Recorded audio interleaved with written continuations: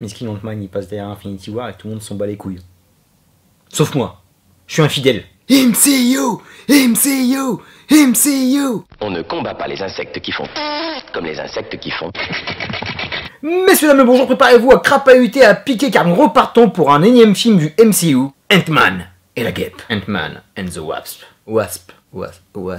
Un petit mot rapide sur le premier épisode. Je ne l'ai vu qu'une fois, mais j'en garde un très bon souvenir. Il y avait les dividendes du travail de Edgar Wright. Ça avait la pêche, c'était cool, c'était divertissant. Il y avait un casting comédie que je validais totalement, emmené par Paul Rudd. On va y revenir. Je comprenais la tonalité à part qu'il y avait avec le reste du MCU. Et pas la folie, mais c'était cool, c'était l'été, comme cet épisode, et c'est passé comme une lettre à la poste. Avec te retrouver ce cocktail magnifique sur le deuxième épisode, verdict. C'est un grand oui, monsieur. Nous restons sur cette combinaison gagnante de l'humour et du film familial. On attend peut-être un peu plus d'un film de super-héros, mais comme je vous ai dit, je suis pas exigeant avec Ant-Man, parce que déjà en comics, c'est pas un héros qui me plaît. Donc avec l'homme-fourmi, j'en attends pas grand-chose, à part de voir un film où je m'éclate. Et le contrat est plutôt rempli par rapport à celui-là, même s'il y a quelques soucis. Attention. En même temps, c'est MCU, tu veux pas être satisfait complètement, il y a jamais de 100% avec ces bâtards. On va commencer directement par le bémol, cette fois-ci. Cet épisode se situe 2 ans après Civil War. La dernière fois, on avait aperçu Scott Lang, aux côtés de Captain America. Monsieur est assigné à résidence, il subit les conséquences de la guerre civile. Donc il partage son temps entre la compagnie de sécurité qu'il a développée avec ses potes, sa fille, et faire des activités dans sa baraque. Le seul souci, là où je comprends pas, c'est comment le FBI connaît son identité. Tu vas me dire peut-être qu'il y a une explication à tout ça, mais sincèrement, quand on te balance ça au début du film à l'emporte-pièce, t'es complètement paumé. J'ai vu le film il y a 3 ans, et sincèrement, j'arrive pas à tout remettre, mais j'ai pas l'impression que son identité était connue. Là, le FBI le connaissent en tant que Scott Lang, ex-Tolar, et aussi en tant qu'Ant-Man. Donc là, il y a un petit souci d'écriture. Je veux bien que l'acteur asiatique, mortel, de Fresh Off the Boat, de balance tout ce qu'il doit balancer dans les premières 10 minutes. Mais moi, j'étais resté franchement sur le mari de son ex-femme, qui le couvre. Les autres n'étaient pas au courant de son identité secrète. Déjà, tu commences à me les briser d'entrée de jeu. Le film est plus ou moins rattrapé par ce qui se passe derrière. Mais ça commence à me faire chier. Ils veulent tellement aller vite. Ils se précipitent sur toutes les histoires. Ils veulent que ça soit fluide. Ça aussi, c'est encore gangréné par Thanos. Faites chier, les gars! C'est pas sérieux. Un autre bémol aussi de cette première partie. Pourquoi il y a embrouille entre les Pym et Scott? Ça t'est balancé sur la première partie, et il se passe un point de rupture qui permet de reprendre contact. C'est super téléphoné. Ne balancez pas ça dans les premières 5 minutes comme ça. Moi qui aime bien comprendre un peu le scénario, sincèrement j'avais les fils qui se touchaient. J'étais en train de penser, mais attends, mais qu'est-ce qui s'est passé là? Qu'est-ce qui s'est passé là? Ça nous donne des incohérences scénaristiques qu'on aurait pu éviter. Nous retournerons sur la zone bémol à la fin, mais nous repartons sur le positivisme avec ce que j'ai aimé du film. Ce que j'aime par-dessus tout sur Ant-Man, c'est que les personnages sont attachants. À commencer par Scott Lang, joué par un de mes acteurs comédie préférés, Paul Rudd. Ce mec a le physique du boy next door, la gueule du bon pote avec qui t'as envie de boire des coups. Le mec, c'est l'adulte qui a oublié de grandir, qui a toujours la bonne vanne, le bon recul et la bonne répartie. Franchement, au niveau de ce casting, j'étais un peu dubitatif au départ, mais c'est franchement réussi. Et là encore, il arrive à me séduire sur ce film. Ce mec est toujours aussi classe, bout en train, parfait pour son Ant-Man.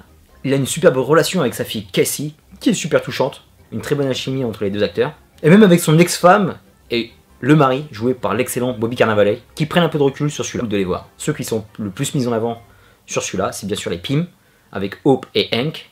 J'ai toujours un peu de mal avec Michael Douglas, c'est un acteur que j'ai jamais kiffé.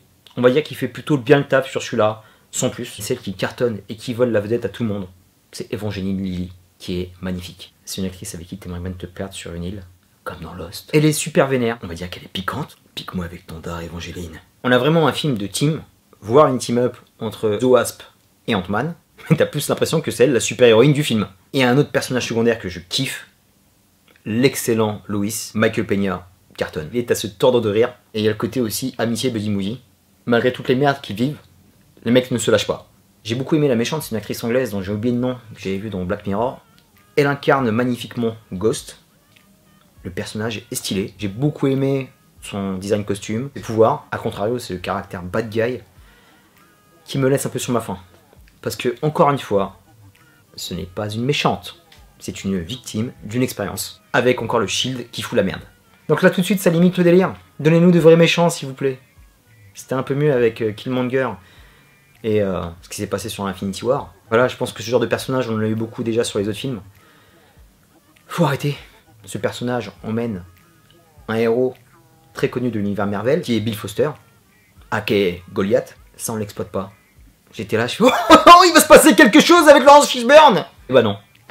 Laurence Fishburne, qui était juste le patron du Daily Planet, Perry White, qui n'est pas un petit rôle dans le DC Cinematic Universe, débarque en doublant dans Marvel Cinematic Universe. Je déteste ça, ça devient insupportable.